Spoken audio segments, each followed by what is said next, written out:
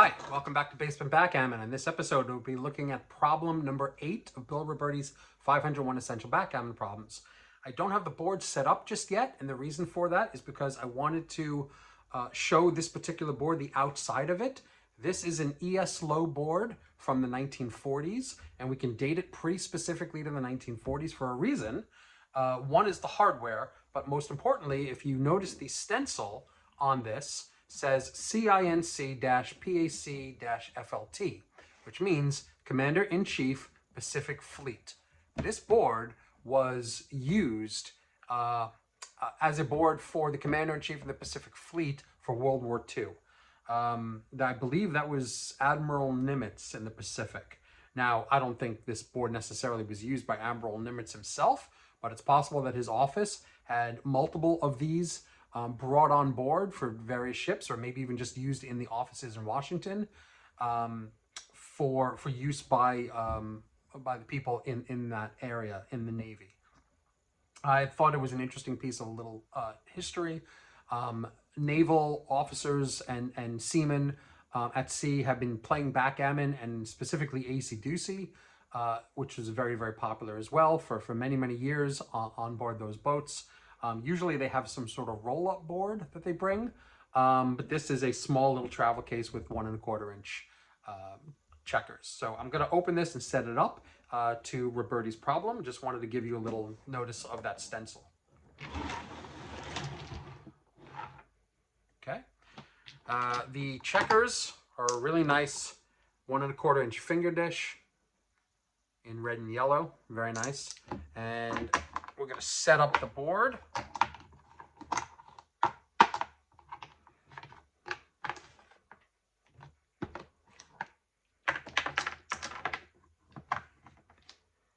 As you can see, the board has quite a bit of patina to it. I have not cleaned the board, given that there is a possibility that it has significant historical value given its military heritage.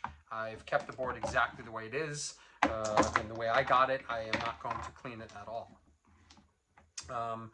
So in this particular case, for this problem, red has opened up with a 5-1 and they've played this.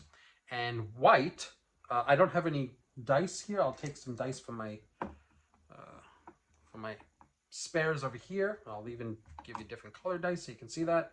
White is being asked to play an opening 4-4. So the question is, how do you play a 4-4 here? It is one of the easiest, best rolls you can have in this particular position, but the question is you have to play it right.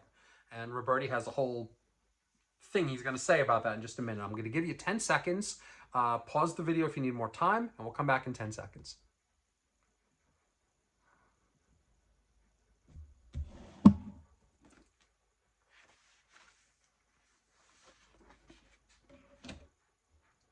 Okay, we're back. Now, Robertie has quite a bit to say about this. Everyone knows you're supposed to hit this checker over here. Makes sense. What do you do with the other 3 4s? Well, Robertie says play 24-20 and then 13-9. Now, a lot of people will play this 8-4 thinking, oh yeah, I've made another point. But you actually haven't made another point, and we'll explain that in just a second. This is the proper play. 24-20 with 2 year checkers, 13-9 with 2 year checkers. Here's what Robertie says about it. Yellow has just rolled his best number in this position, 4-4, but he must be sure to play it correctly. He can't go wrong by playing 24-20 hits with 2 checkers.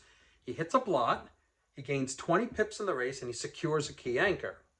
With the last 2 4s, he should play 13-9 rather than the obvious 8-4.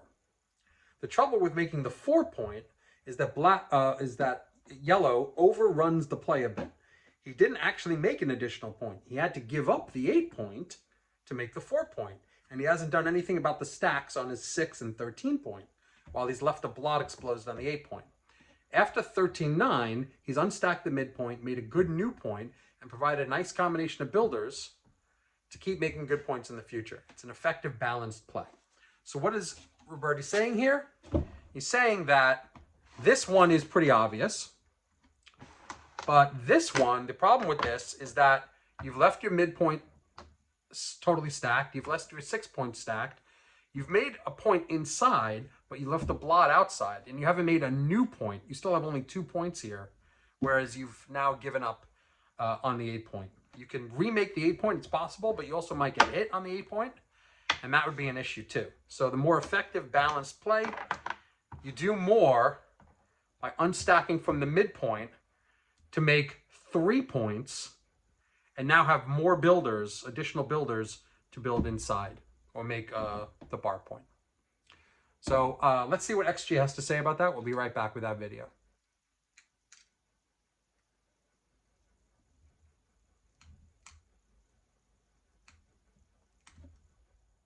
And we're back with XG. In this case, white has played an opening 5-1, and black is being asked to respond with a 4-4. We're set up for a money game. I'm going to hit analyze, and sure enough, Robertie's correct. 24-20 hit with 2 checkers, and 13-9 down is the correct play. Let's try it for a match play. This is an 11-point match, score 0-0. And it's the same. And if I change the score to be, let's say, 10-0 in a Crawford game in a match, still the same thing. So we can say pretty positively that this is the correct play for an opening 4-4 against a 5-1 where your opponent has brought 6-5 and 13-8. Please continue watching the video, like and subscribe if you like these, and we'll have more coming up soon. Thanks a lot.